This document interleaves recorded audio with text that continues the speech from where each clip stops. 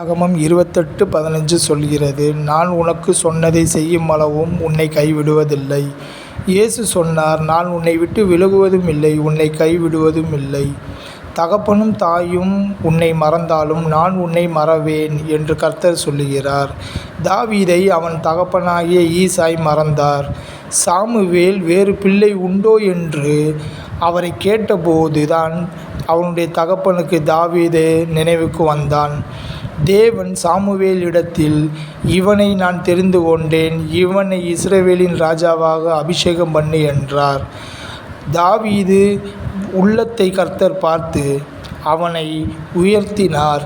அவனுடைய தகப்பனும் சாமுவேலும் அவனுடைய பிள்ளைகளின் வெளிப்புறத்தை பார்த்தார்கள். ஆனால் கர்த்தரோ அவன் உள்ளத்தை பார்த்தார். அவன் விசுவாசத்தையும் அவனுடைய மன வைராக்கியத்தையுமே தேவன் அவனை உயர்த்த வல்லவராயிருந்தார்.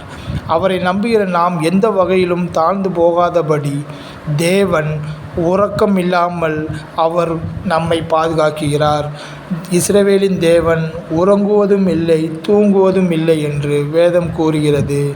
பிசாசு நம்மை தொடவும் அனுமதி இல்லாமல் அவன் விரட்டப்படுகிறான். இப்பேற்பட்ட தேவனை ஸ்தோத்தரிப்போம். தேவனுக்கே மகிமை உண்டாவதாக. ஆமேன்.